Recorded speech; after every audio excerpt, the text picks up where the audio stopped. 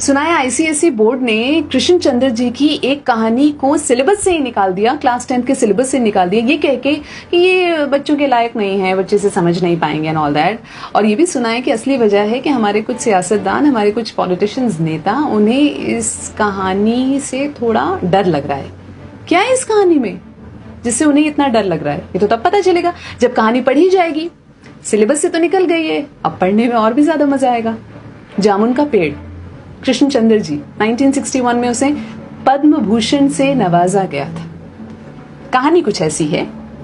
रात को बड़े जोर का अंधड़ चला। सेक्रेटेरिएट के लॉन में जामुन का एक पेड़ गिर पड़ा। सुबह जब माली ने देखा तो उसे मालूम हुआ कि पेड़ के नीचे एक आदमी दबा पड़ा है। माली दौड़ा दौड़ा चपरासी के पास गया, चपरासी दौड़ा दौड़ा क्लर्क के पास गया, क्लर्क दौड़ा दौड़ा सुपरिटेंडेंट के पास गया, सुपरिटेंडेंट दौड़ा दौड़ा बाहर लॉन में आया।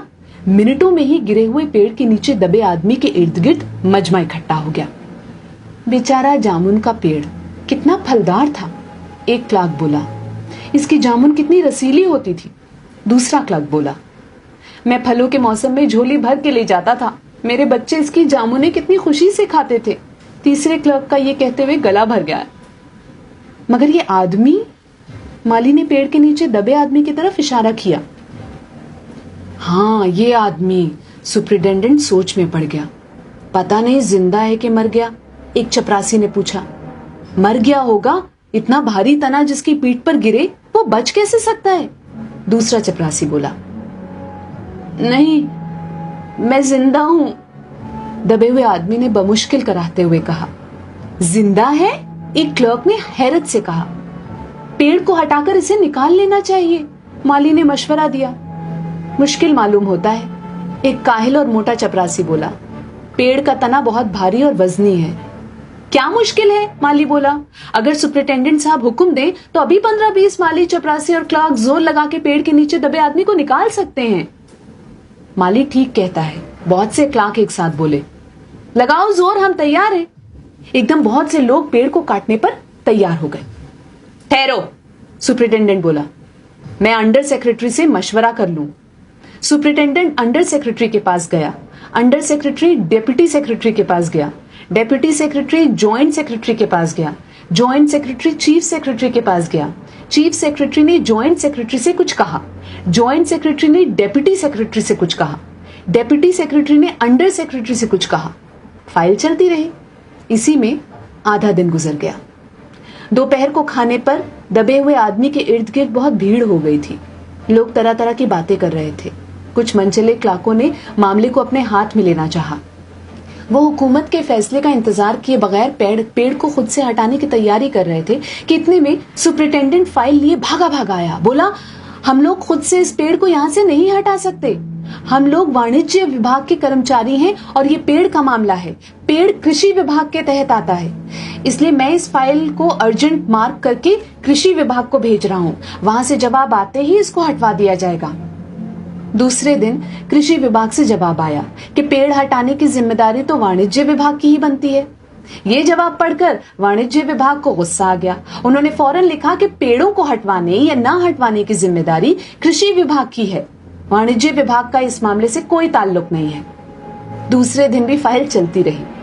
शाम को जवाब आ गया, हम इस मामले को हॉर्टिकल्चर विभाग के सुपुर्द कर रहे हैं क्योंकि ये एक फलदार पेड़ का मामला है और कृषि विभाग सिर्फ अनाज और खेतीबाड़ी के मामलों में फैसला करने का हक रखता है।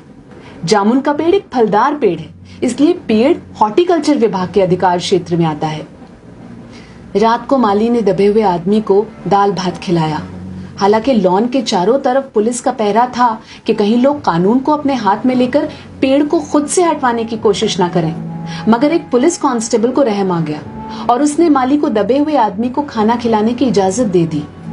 माली ने दबे हुए आदमी से कहा, तुम्हारी फाइल चल रही है, उम्मीद है कि कल तक फैसला हो जाएगा।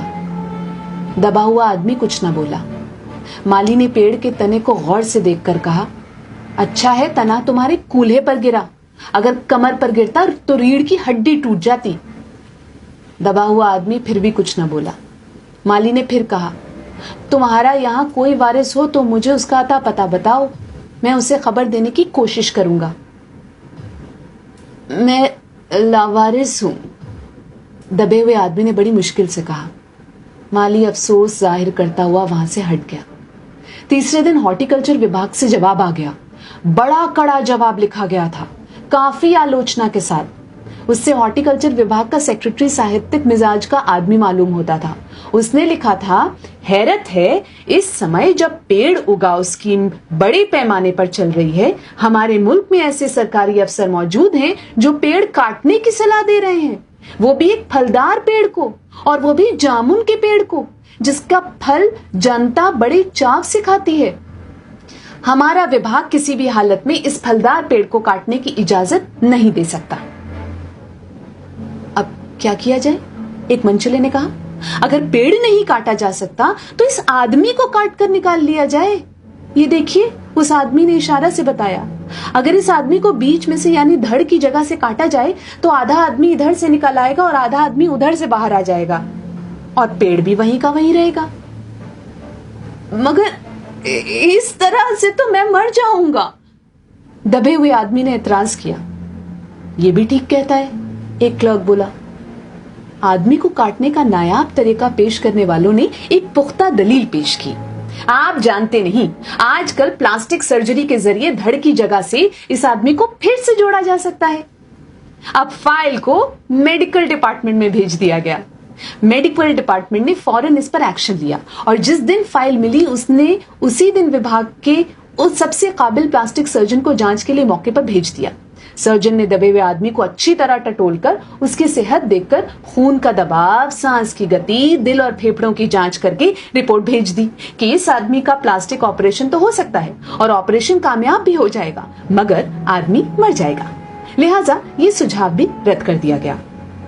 रात को माली ने दबे हुए आदमी के मुंह में खिचड़ी डालते हुए उससे बताया, अब मामला ऊपर चला गया है। सुना है कि सेक्रेटेरिएट के सारे सेक्रेटरियों की मीटिंग होगी, उसमें तुम्हारा केस रखा जाएगा। उम्मीद है सब काम ठीक हो जाएगा। दबा हुआ आदमी एक आह भरकर आहिस्ता से बोला, हमने माना कि तगाफुल न करोगे, लेकिन खाक हो जाएंगे हम तुमको खबर होने तक। माली ने अचंभे से मुंह में उंगली दबाई, हैरत से बोला, क्या तुम शायर हो? दबे हुए आदमी ने आहिस्ता से सर हिला दिया। दूसरे दिन माली ने चपरासी को बताया, चपरासी ने क्लर्क को और क्लर्क ने हेड क्लर्क को। थोड़ी ही देर में सेक्रेटेरिएट में यह बात फैल गई कि दबा हुआ आदमी शायर है। बस फिर क्या था, लोग बड़ी संख्या में शायर को देखने के लिए आने लगे। इसकी खबर शहर में फैल गई और शाम तक मोहल्ले मोहल्ले से शायर जमा होने शुरू हो गए। सेक्रेटेरिएट का लॉन भांति भांति के शायरों से भर गया। सेक्रेटेरिएट के कई क्लर्क और अंडर सेक्रेटरी तक, जिन्हें अदब और शायर से लगाव था, रुक गए। कुछ शायर दबे हुए आदमी को अपनी गजलें सुनाने लगे। कई क्लर्क अपनी गजलों पर उनसे सलाह मशवरा मांगने लगे। जब ये पता चला कि दबा हुआ आदमी शायर है तो सेक्रेटेरिएट की सब कमेटी ने फैसला किया कि चूंकि दबा हुआ आदमी एक शायर है, लिहाजा इस फाइल का ताल्लुक ना तो कृषि विभाग से है और ना ही हॉर्टिकल्चर विभाग से, बल्कि सिर्फ संस्कृति विभाग से है। अब संस्कृति विभाग से गुजारिश की गई कि वो जल्द से जल्द इस मामले में फैसला करें और इस बदनसीब शायर को इस पेड़ के नीचे से रिहाई दिलवाई जाए। फाइल संस्कृत विभाग के अलग अलग सेक्शन में होती हुई साहित्य अकादमी के सचिव के पास पहुंची। बेचारा सचिव उसी वक्त अपनी गाड़ी में सवार होकर सेक्रेटेरिएट पहुंचा और दबे हुए आदमी से इंटरव्यू लेने लगा। तुम शायर हो? उसने पूछा। जी हां, दबे हुए आदमी ने जवाब दिया। क्या तखल्लुस रखते हो? अवस। अवस? सचिव जोर से चीखा, क्या तुम वही हो जिसका मजमुआ कलामे अक्स के फूल हाल ही में प्रकाशित हुआ है? दबे हुए शायर ने इस बात पर सिर हिलाया। क्या तुम हमारी अकादमी के मेंबर हो? सचिव ने पूछा। नहीं। हैरत है, सचिव जोर से चीखा, इतना बड़ा शायर, अवस के फूल का लेखक और हमारी अकादमी का मेंबर नहीं? उफ, कैसी गलती हो गई हमसे। कितना बड़ा शायर और कैसे गुमनामी के अंधेरे में दबा पड़ा है। गुमनामी के अंधेरे में नहीं, बल्कि एक पेड़ के नीचे दबा हुआ। भगवान के लिए मुझे इस पेड़ के नीचे से निकालिए। अभी बंदोबस्त करता हूं, सचिव फौरन बोला और फौरन जाकर उसने अपने विभाग से रिपोर्ट पेश की। दूसरे दिन सचिव भागा भागा शायर के पास आया और बोला, मुबारक हो, मिठाई खिलाओ, हमारी सरकारी अकादमी ने तुम्हें अपनी साहित्य समिति का सदस्य चुन लिया है। ये लो ऑर्डर की कॉपी। अरे मुझे मगर इस पेड़ के नीचे से तो निकालो, दबे हुए आदमी ने कर्राह कर कहा। उसकी सांस बड़ी मुश्किल से चल रही थी और उसकी आंखों से मालूम होता था कि वो बहुत कष्ट में है। ये हम नहीं कर सकते, सचिव ने कहा। जो हम कर सकते थे वो हमने कर दिया। बल्कि हम तो यहां तक कर सकते हैं कि अगर तुम मर जाओ तो तुम्हारी बीवी को पेंशन दिला सकते हैं। अगर तुम आवेदन दो तो हम ये भी कर सकते हैं।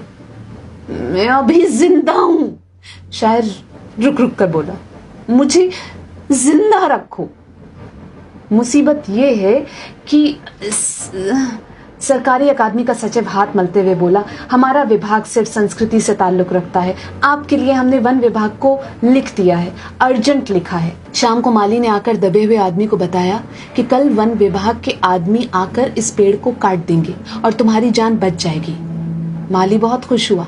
हालांकि दबे हुए आदमी की सेहत जवाब दे रही थी, मगर वो किसी न किसी तरह अपनी जिंदगी के लिए लड़े जा रहा था। कल तक सुबह तक किसी न किसी तरह उसे जिंदा रहना है। दूसरे दिन जब वन विभाग के आदमी आरा कुल्हाड़ी लेकर पहुंचे तो उन्हें पेड़ काटने से रोक दिया गया। मालूम हुआ कि विदेश मंत्रालय से हुक्म आया है कि इस पेड़ को न काटा जाए। वजह यह थी कि इस पेड़ को 10 साल पहले पिटोनिया के प्रधानमंत्री ने सेक्रेटेरिएट के लॉन में लगाया था। अब ये पेड़ अगर काटा गया तो इस बात का पूरा अंदेशा था कि पिटोनिया सरकार से हमारे संबंध हमेशा के लिए बिगड़ जाएंगे। मगर एक आदमी की जान का सवाल है, एक क्लर्क गुस्से से चिल्लाया। दूसरी तरफ दो हुकूमतों के ताल्लुकात का सवाल है। दूसरे क्लर्क ने पहले क्लर्क को समझाया, और ये भी तो समझ लो कि पिटोनिया सरकार हमारी सरकार को कितनी मदद देती है। क्या हम इनकी दोस्ती की खातिर एक आदमी की जिंदगी को भी कुर्बान नहीं कर सकते? शायर को मर जाना चाहिए? बिल्कुल। अंडर सेक्रेटरी ने सुपरिटेंडेंट को बताया। आज सुबह प्रधानमंत्री दौरे से वापस आ गए हैं। आज 4 बजे विदेश मंत्रालय इस पेड़ की फाइल उनके सामने पेश करेगा। वो जो फैसला देंगे वही सबको मंजूर होगा। शाम 4 बजे खुद सुपरिटेंडेंट शायर की फाइल लेकर उसके पास आया। सुनते हो? आती है खुशी से फाइल लहराते हुए चिल्लाया। प्रधानमंत्री ने पेड़ को काटने का हुक्म दे दिया है और इस मामले की सारी अंतर्राष्ट्रीय जिम्मेदारी अपने सर ले ली है। कल ये पेड़ काट दिया जाएगा और तुम इस मुसीबत से छुटकारा पालोगे। सुनते हो? आज तुम्हारी फाइल मुकम्मल हो गई। सुपरिटेंडेंट ने शायर के बाजू को हिलाकर कहा। मगर शायर का हाथ सर्द था, ठंडा पड़ चुका था। आंखों की पुतलियां बेजान थी और चींटियों की एक लंबी कतार उसके मुंह में जा रही थी। उसकी जिंदगी की फाइल मुकम्मल हो चुकी थी। अब इस कहानी से क्या एतराज है, आप खुद ही समझदार हैं।